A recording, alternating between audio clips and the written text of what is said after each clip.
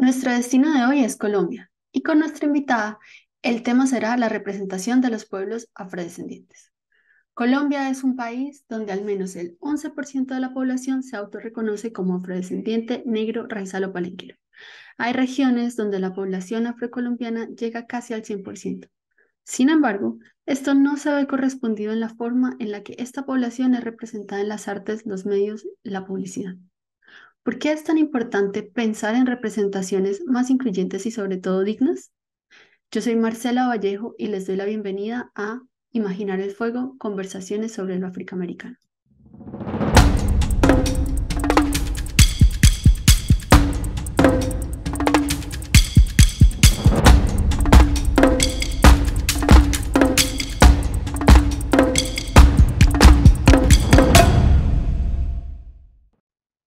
Nuestra invitada de hoy es Belia Vidal.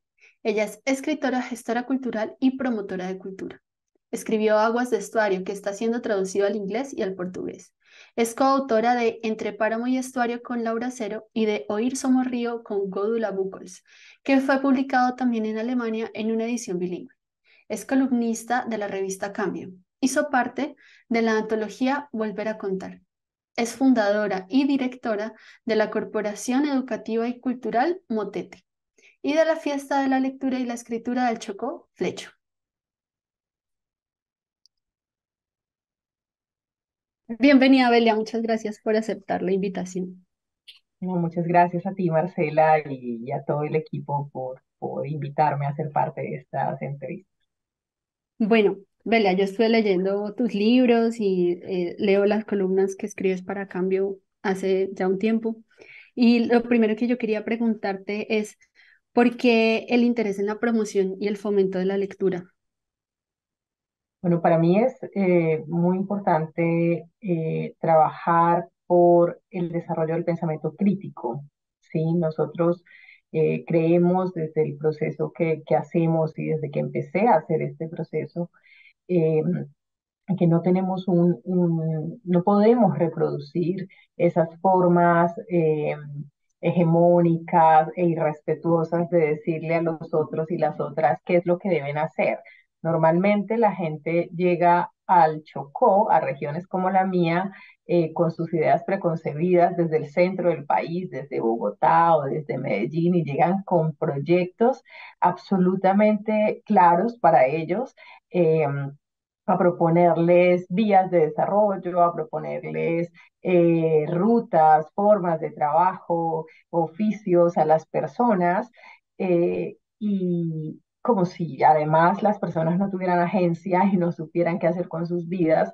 Y cuando yo empecé en este proceso, yo dije, no, lo que hay es que eh, apostarle al desarrollo del pensamiento crítico, que la gente pueda elegir de manera autónoma, de manera individual, lo que prefiere.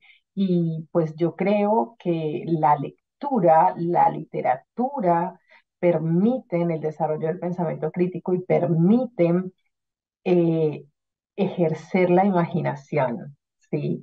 La imaginación además es un derecho, la lectura es un derecho porque permite plantearse preguntas, permite ver las cosas en perspectiva, y en esa distancia también aprendemos a ponernos en el lugar de los otros.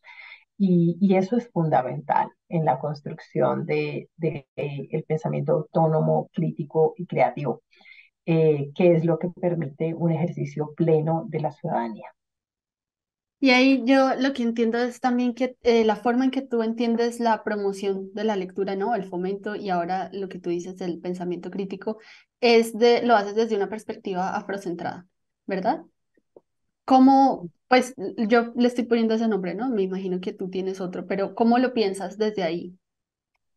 No lo nombramos ni lo pensamos afrocentrado, porque de esa manera significa que no podríamos trabajar con personas mestizas o con personas indígenas. Lo pensamos con un enfoque étnico diferencial, ¿sí? De modo que nos permita pensarnos a sí mismos, ¿sí? Y pues la mayoría de las familias con las que trabajamos son afro, pero también estamos empezando a trabajar con familias en Urabá que no son afro y vamos a empezar a trabajar con familias en Soacha que mayoritariamente no son afro, aunque también hay una comunidad afro importante, significativa en Soacha. Nosotros no somos una organización étnica, pero sí somos una organización que trabaja con un enfoque étnico diferencial. Es decir, consideramos de manera específica quiénes son las familias con quienes trabajamos, los niños, las niñas, los jóvenes, eh, a qué grupo poblacional pertenecen, no solamente en asuntos étnicos, sino también en asuntos étnicos eh, y en asuntos, digamos, asociados a la condición racial. Ah, ok.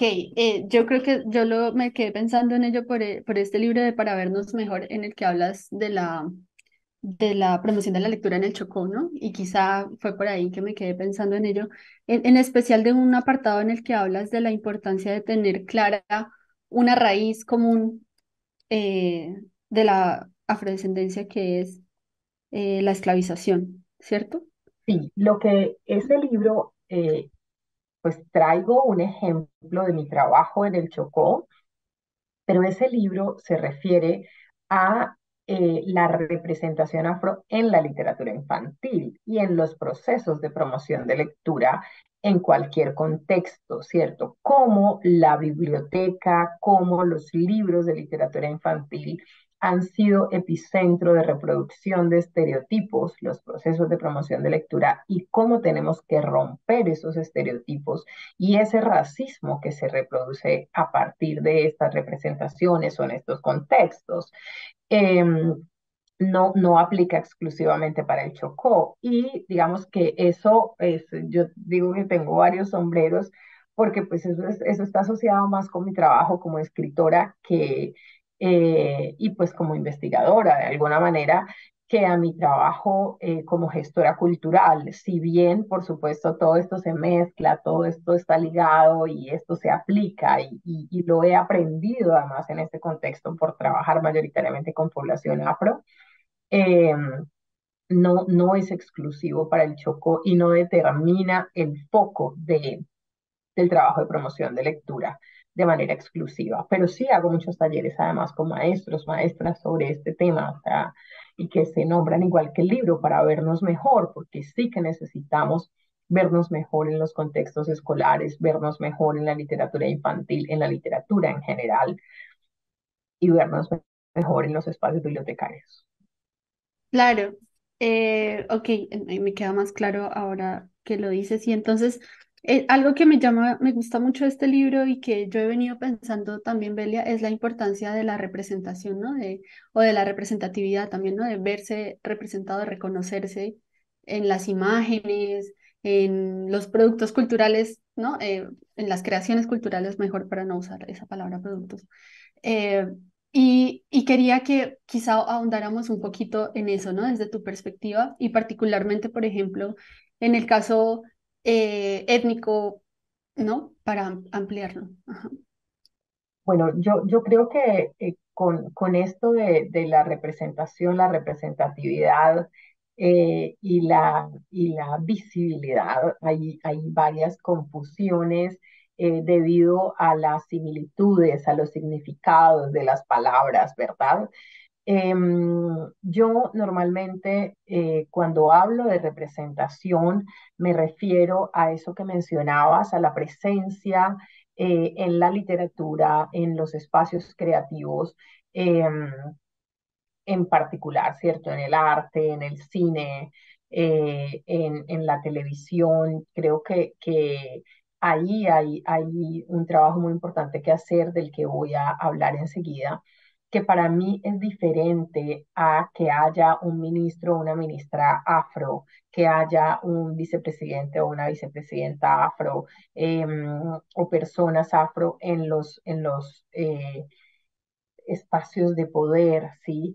Esos son procesos interesantes, creo que son procesos relevantes, creo que son procesos importantes, eh, pero en primera instancia no considero que sean como diríamos, como que sean siempre representativos, ¿sí? No hay representatividad de la población afro con que haya uno u otro personaje afro en escenarios de poder, ¿sí? Hay presencia, sí, hay presencia de la población afro y eso está bien, eso es importante y eso puede ser inspirador. No todos son, no todos se sienten plenamente identificados, no todos entienden qué significa ser afro, eh, no todos tienen una autoestima fortalecida, algunos rechazan su imagen, se reproducen formas de racismo, entonces eso es otra cosa. Eh, no, creo que esa representatividad no basta en la garantía de derechos, sí, es importante, pero eso no significa más nada.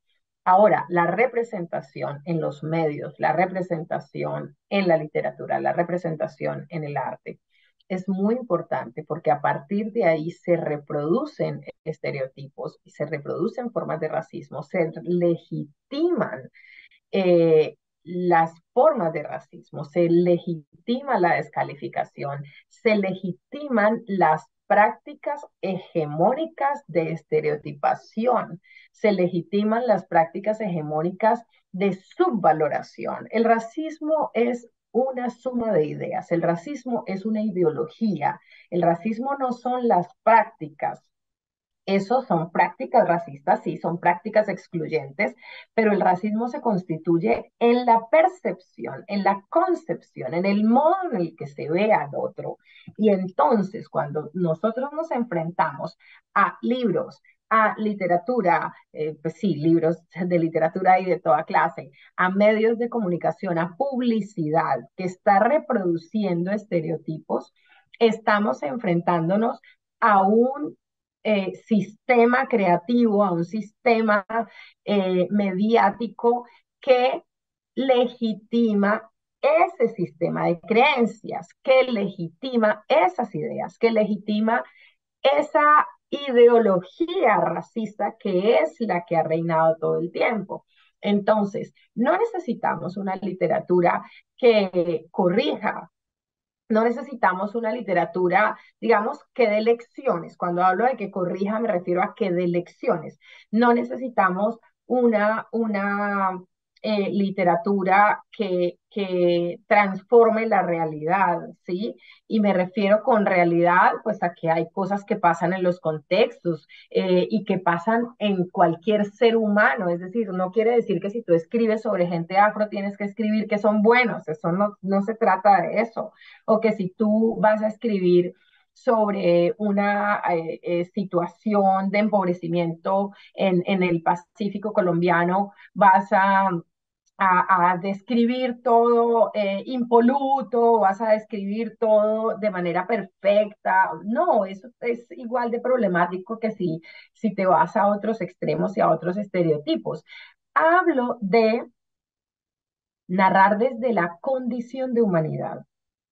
¿Sí? Narrar desde una mirada horizontal, a narrar desde una mirada equitativa, a describir y no descalificar y no legitimar un sistema de creencias que ubica a los otros racializados en un lugar de inferioridad. Entonces, cuando tú usas los medios, usas las artes, por ejemplo, para seguir hipersexualizando los cuerpos afro, ¿sí? Estás fortaleciendo la idea de que pues, somos cuerpos para lo erótico exclusivamente, somos cuerpos para lo sexual, somos cuerpos de los que se puede abusar también en ese sentido, ¿sí? No solamente en todas las otras formas en las que hemos sido abusados, y entonces no se rompe el sistema de creencias, sino que se perpetúa y se legitima. ¿Sí? Entonces la literatura no puede ponerse al servicio de un sistema racista, no puede ponerse al servicio de unas ideologías racistas, ¿sí? Nuevamente, no las tiene que corregir, pero no tiene que fomentarlas, ¿sí? Y cuando tú haces, por ejemplo, una caricatura en que ilustras o haces una ilustración en el que los personajes afros son representados desde la estereotipación, con narices anchas, exageradas, bocas exageradas, ¿cierto? Ojos brotados con pieles eh, oscuras en un tono en el que solamente brillan los dientes por ser blancos y todas estos estereotipos que han sido asociados a nuestra apariencia física, pues estamos insistiendo en que esa es la única forma en la que somos, en que esa es la única forma en la que tenemos que ser representados. Ahora, no tenemos que hacer entonces representaciones que corrijan. No, es que no nos tienen que corregir, ¿cierto? Tenemos que hacer representaciones dignas, que correspondan con lo que somos, ¿sí? Que no hagan de nosotros un objeto de burla y que no hagan de nosotros un objeto de racialización una vez más. ¿Ves? Entonces, ahí es donde cobra importancia el modo en el que estamos representados en todos estos espacios. Em, Yo me pongo toda vehemente. no, no, tranquila, me parece bien y es, creo que indica la importancia que tiene el tema, ¿no? Para ti y en general, ¿no? Que puede tener. Me parece importante la vehemencia en algunos casos. Em, lo que a veces yo veo también, Belia, es difícil la pedagogía hacia ciertos sectores, ¿no? ¿Tú cómo haces? No hay peor ciego que el que no quiere ver. Y evidentemente hay mucha gente que no quiere ver, que no está dispuesta a cuestionarse su racismo porque es que eso duele, eso es incómodo. Nadie quiere mirarse en un espejo y decir, "Ah, yo he sido machista, yo he sido misógino, ¿cierto? Yo he cometido acciones homofóbicas, pero pues todos tenemos que hacerlo. Todos somos productos de este sistema. Todas las mujeres en algún momento hemos sido reproductoras de prácticas misóginas, de expresiones. ¿Te acuerdas cuando se hacían muy comunes esos chistes machistas o espantosos? Y de pronto yo estaba muy jovencita todavía y entonces parecía que era más chévere las que nos reíamos de esos chistes y los celebrábamos y los reproducíamos. Claro, en algún momento tuvimos que haber hecho stop, haber parado y haber dicho, ¿qué estoy haciendo? ¿Cierto? Esto está mal. ¿Cuántas veces criticamos nosotras mismas los cuerpos de otras mujeres? ¿Cuántas veces las descalificamos? ¿Cuántas veces las juzgamos? ¿Cuántas veces dijimos se lo debió haber buscado? Y en eso nos toca parar en algún momento y cuestionarlo. Y uno dice, uy, fue pucha, sí, como hice esto de mal, como lo hice de horrible. Eh, pero esto suele ser un poco más fácil.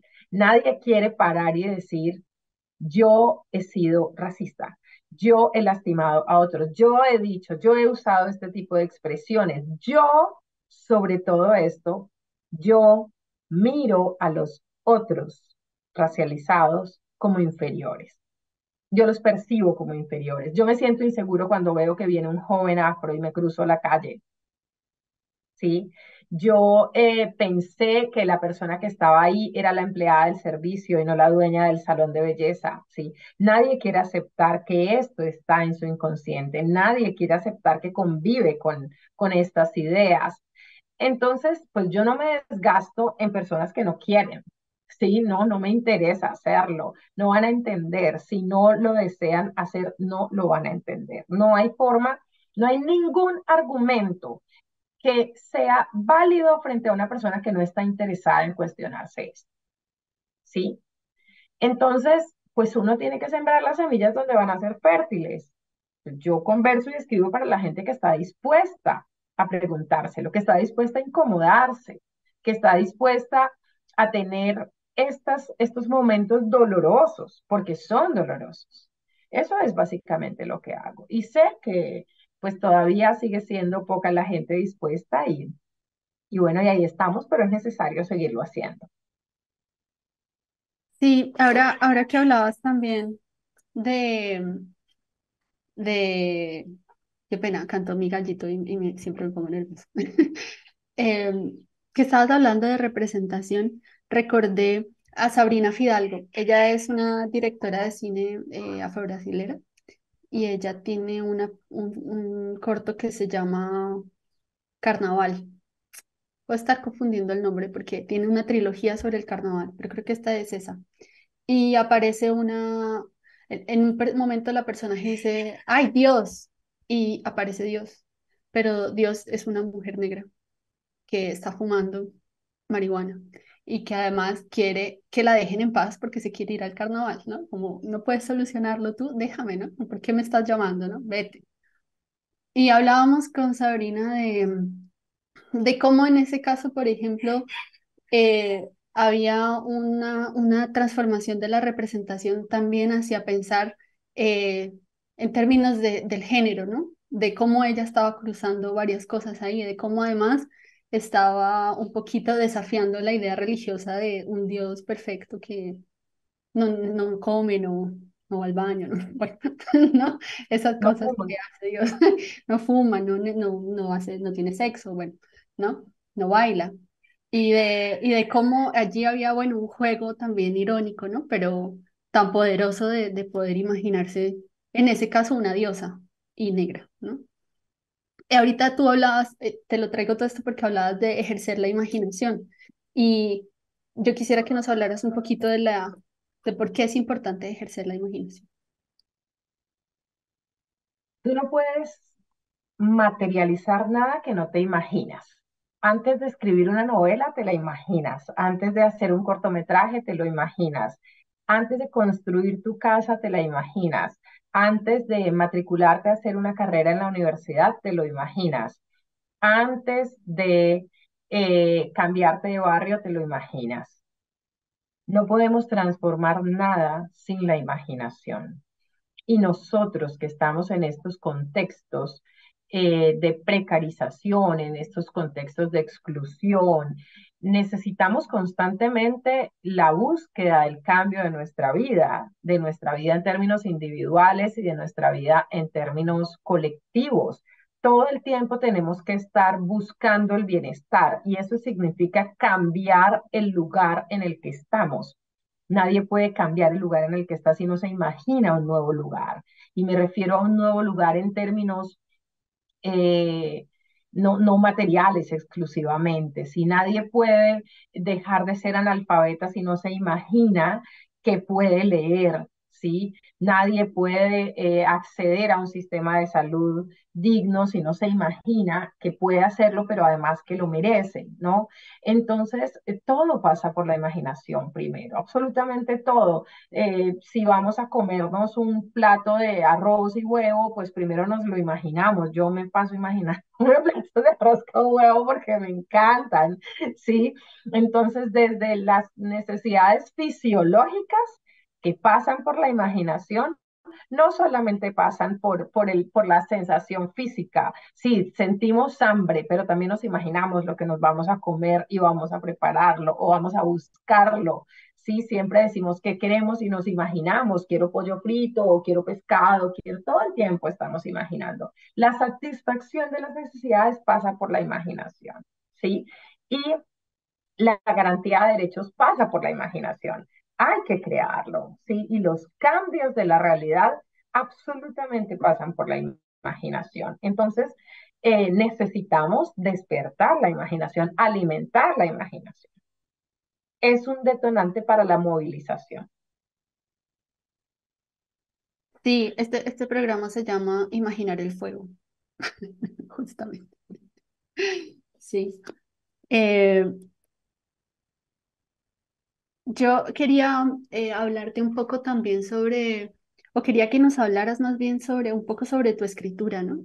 Ahorita antes de empezar, mencionabas en qué momento la escritura literaria ha empezado y tu carrera está creciendo en ese sentido, ¿no? Eh, hay algo que me llamó la atención hace poco en un texto que no sé si es el de la biblioteca en Londres o el Museo Británico, creo, es el El Museo Museo Británico, Británico. que es en el Otilma. que pones, ajá, que habla sobre una pieza arqueológica que te hace Claro. pensar en unos indígenas, ¿cierto? Y Ujú. ahí yo cuando leí ese recordé una columna que escribiste sobre Black Panther, Mm. ¿no? Y sobre esa rivalidad que plantea esa película, pero que es entre gente negra y gente indígena, ¿no? Mm. Y que en alguna medida en otros contextos y en nuestro país particularmente de alguna manera se ha alimentado, ¿no? Y quería que nos hablaras un poquito sobre, digamos, cómo la literatura nos puede ayudar también a pensar, a imaginar por fuera de este tipo de historias, pero también de la importancia en este caso de hablar, de representar también a otros, en tu caso, pues a este joven indígena del cuento.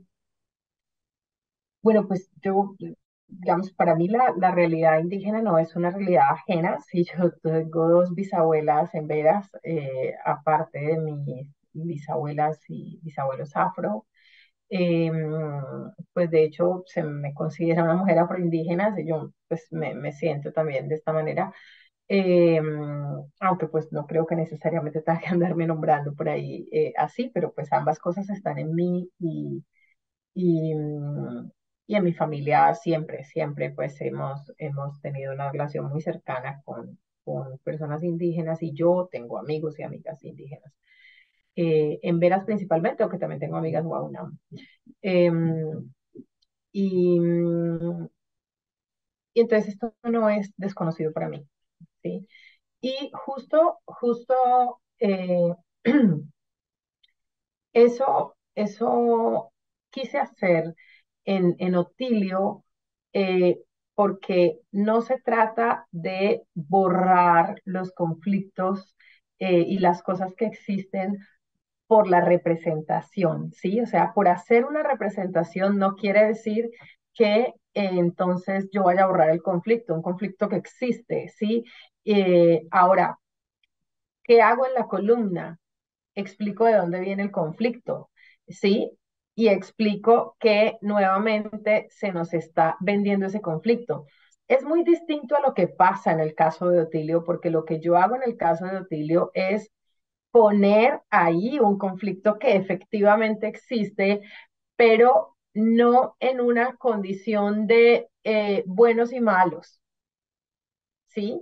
Que sí es lo que pasa en la película. ¿Sí? Buenos y malos, y unos en un lugar de superioridad y otros en un lugar de inferioridad. Es lo que termina pasando, ¿sí? Y de esa manera entonces se perpetúa el mismo esquema vertical, que básicamente es lo que tenemos que evitar. ¿Se puede representar la realidad? Claro que se puede representar la realidad. ¿Tenemos que ocultar esos conflictos? No, no tenemos que ocultarlos.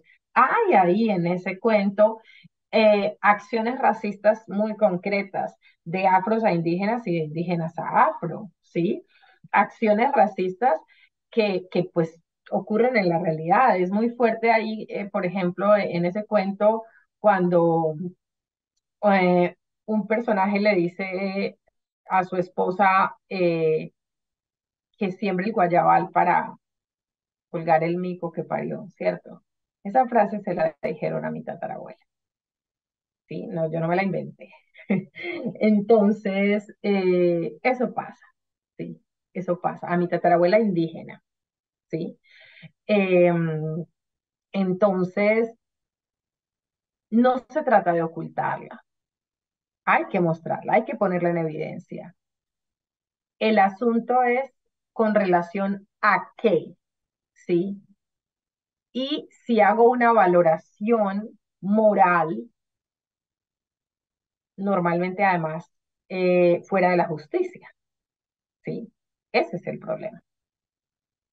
En el cuento nadie termina siendo el bueno ni el malo. En realidad no.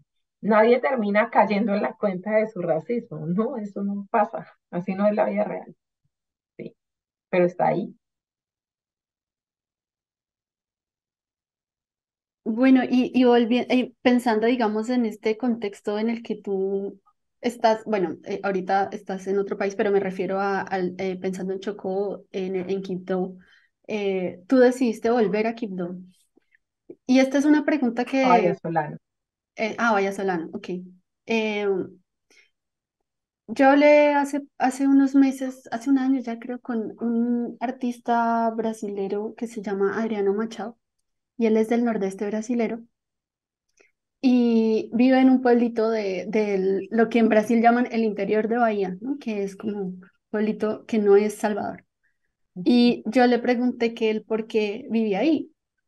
Mm, no, porque, digamos, un artista de su talla, digamos, ¿no? Se esperaría que viva por fuera.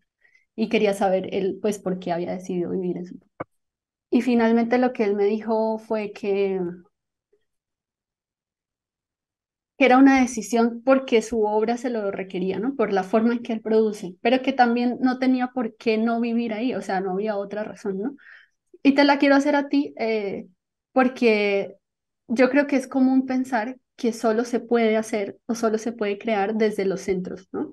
Y en Colombia particularmente desde unos bien específicos, Medellín, Bogotá, Cali, ¿no? Y ya, no se puede más. Entonces quisiera saber tú qué piensas al respecto. Yo no puedo escribir desde otro lugar.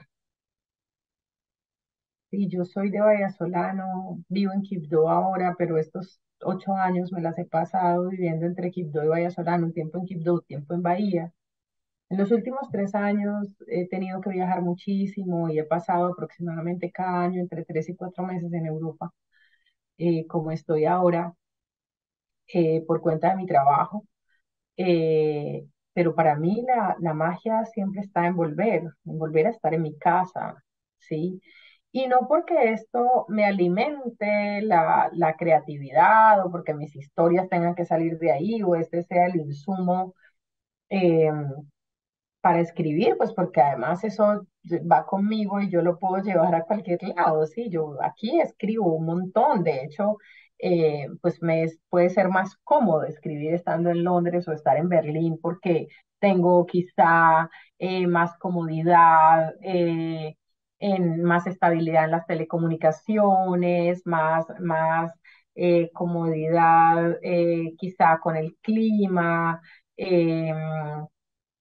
En algunas temporadas, obviamente, o porque tengo ciertas cosas a la mano, sí, no sé, hay tantas razones por las que definitivamente puede ser más cómodo y fluido escribir aquí, porque la diferencia horaria ayuda un montón para que no te escriban al teléfono, y pues aquí escribo sobre el Chocó, y escribo sobre Vallasolano, y escribo sobre la selva, y escribo sobre el agua, y sobre lo que yo quiera, ¿sí? Sobre lo que sea, porque yo no creo que yo tenga que escribir exclusivamente de mi territorio, ni nadie tiene que hacerlo, pero sí creo que es importante y quiero insistir en eso, en que quienes estamos en las regiones, quienes vivimos en las regiones, podamos circular y podamos hacerlo desde ahí. Yo no estoy diciendo que tenemos que hacer cosas para difundir nuestras regiones. No, podemos escribir ciencia ficción, podemos escribir literatura erótica, podemos escribir lo que sea, pero tenemos que poder hacerlo desde ahí, no tenemos que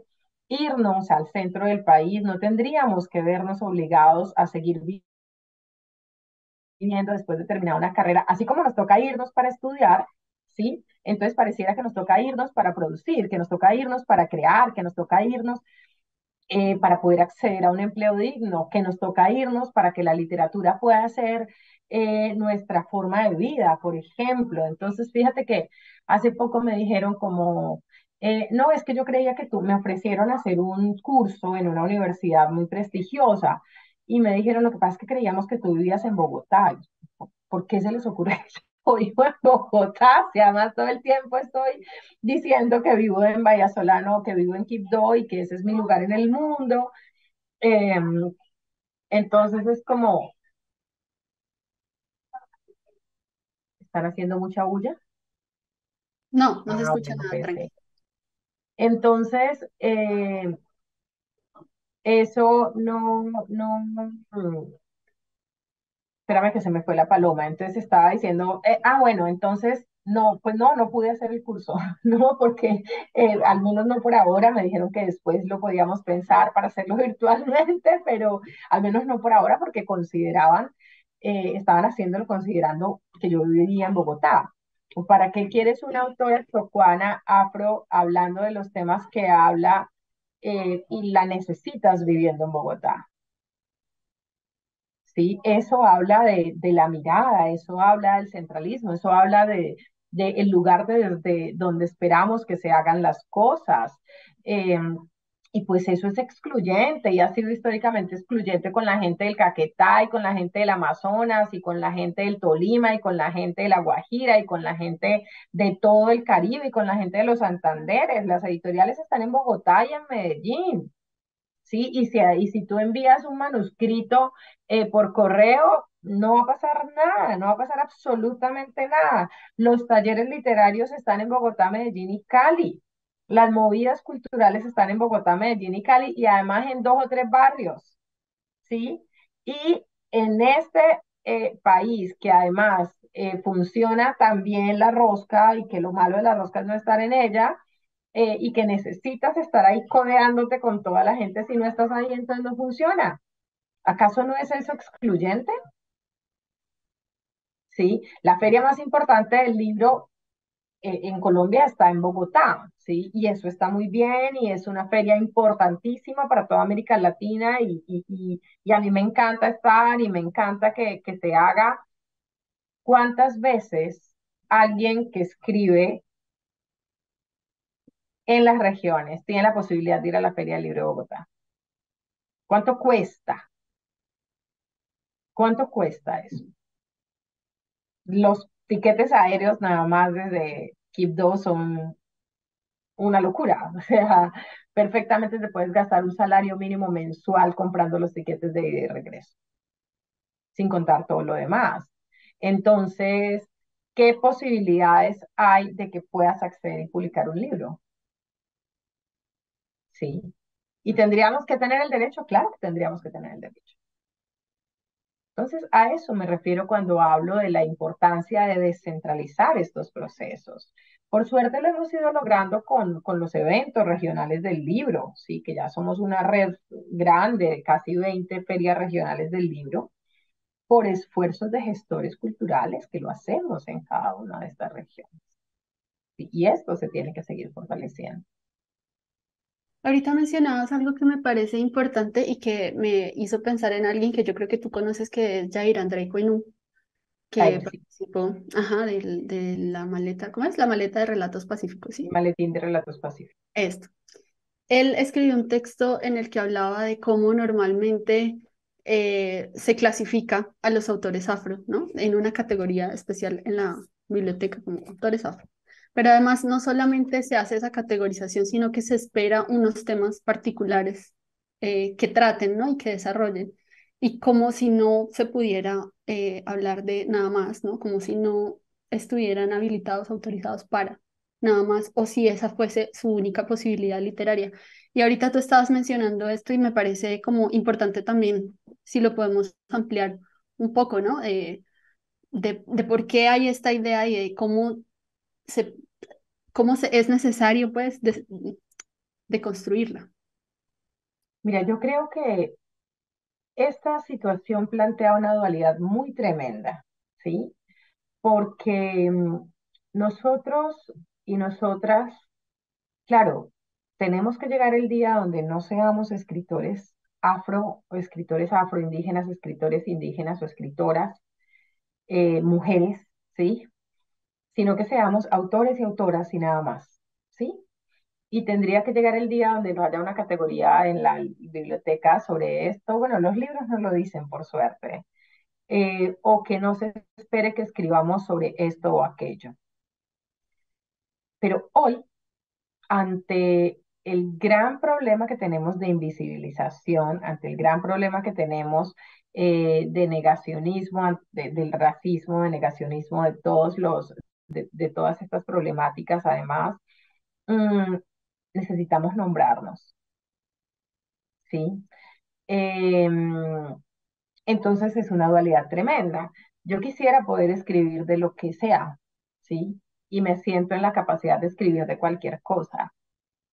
Pero siendo, por ejemplo, columnista, la única columnista afro en la revista Cambio, de las poquísimas columnistas afro en el país, además que escriban sagradamente semana tras semana, porque algunas escriben o algunos escriben muy eventualmente, o en medios que no son de alta circulación.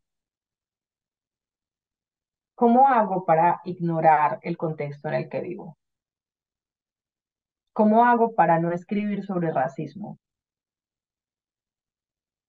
¿cómo hago yo para escribir como si todo en el Chocó fuera perfecto y escribir exclusivamente, por ejemplo, de mis viajes por el mundo? ¿Sí? Y no lo hago porque se espere de mí eso. A mí la revista Cambio no me puso ninguna condición. Queremos que seas columnista y tú escribe de lo que tú quieras. Absolutamente ninguna. A mí no me dijeron, queremos que seas columnista para tener una voz regional. Jamás. Jamás me dijeron, queremos que seas columnista para tener una voz afro. Jamás, jamás. Nunca he recibido ninguna clase de comentarios de esa naturaleza de mis editores. ¿Sí? Es una posición personal, es una posición política. ¿Que puedo escribir de otra cosa? Claro que puedo hacerlo.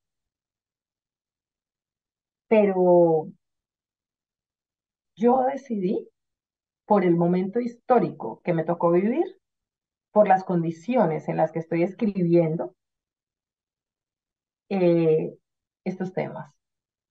Porque si no hablo sobre esto, me muero, me enfermo, porque necesito gritarlos, porque son los que tengo en el estómago, porque son los que tengo en el pecho. No lo hago porque se espere de mí que yo hable del racismo. Es porque es lo que me arde, es lo que me duele. Uno escribe esas cosas que si no las escribe, se muere. Que si no las dice, se muere. Eso es lo que uno tiene que escribir, porque eso es lo que nace del alma. Eso es lo que arde. Entonces, eso es lo que a mí me duele, esto es lo que a mí me sale. Entonces, sobre esto escribo. Llegará el día en que me sienta diferente o que yo perciba las condiciones de manera diferente. Y entonces escriba sobre cosas quizá más rosa, no sé. Entonces, pues entiendo perfectamente el punto de Yair. Lo comparto, claro. Y no estoy de acuerdo, por ejemplo, cuando hacen programas como Mujeres Afro narran su territorio. ¿No? ¿Por qué tenemos que narrar el territorio? No, Mujeres Afro narran, Mujeres Afro que escriben y ya, pues, si es que se quiere hacer desde ahí, porque sí necesitamos acciones afirmativas que permitan la presencia de las mujeres afro en la escena literaria, ¿sí? Cuando yo gané la beca de creación de la beca de publicación de mujeres afrocolombianas, negras, raizales o palenqueras,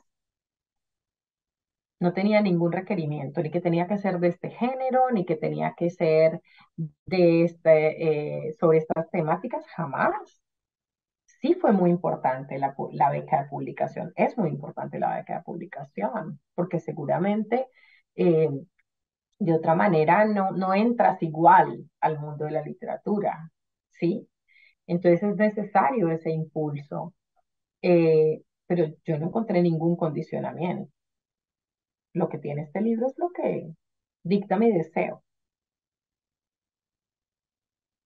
Sí, entiendo totalmente lo que dices, es complejo, ¿no? Y también ahorita que hablabas, por ejemplo, de estos talleres o de estas convocatorias, ¿no? A mí ya me ha tocado cosas como, por ejemplo, organizar talleres de arte para mujeres. Y la idea es que existe un arte para mujeres y que cuando uno va a ver, son oficios que han sido feminizados, ¿no? Que no está mal, o sea, recuperarlos y alimentarlos, pero que es lo que se supone que hacen las mujeres, ¿no? Tejer, bordar, cocinar. Pero al mismo tiempo también está esto que dices de la importancia pues de afirmar, ¿no? Una presencia y una participación, ¿no? De justo por eso, ¿no? Por eso son importantes las acciones afirmativas, justamente, ¿no? Por Ujú. esa necesidad. Mm. Bueno, pues no sé si para cerrar quisieras contarnos un poquito de qué estás haciendo en este momento. Y Bueno, en este momento estoy terminando un poemario muy anticolonialista, que lo entrego dentro de 2 semanas a la editorial, que lo empecé a escribir hace 2 años, más o menos, en Aarschot, Alemania, en una residencia que hice. Em, Estoy trabajando en una novela, por ahora se llama La Niña Elena, ya veremos qué pasa después. Es un proceso muy demandante, lento, vamos a ver. Y estoy trabajando de pronto un poquito más acelerado en Afluentes, que es el libro de no ficción con el que fui finalista en Premio Atlas el año pasado y por lo que básicamente estoy aquí en Londres. Ah, ok. Y en Quibdó con el flecho, todavía el flecho está activo. Eh, Absolutamente. ajá. 6 años continuos de trabajo de gestión cultural. Ahora volvemos a tener una casa cultural en Quibdó. Ahora estamos llegando a Soacha, estamos en Urabá, estamos Ujú. creciendo mucho. Ah, qué chévere. Bueno, pues muchas gracias, Beli. Ha sido una conversación interesante. Creo que podríamos seguir, pero por ahora está muy bien. Muchas gracias, muchas gracias, Marcelo. Saludos a Joseph.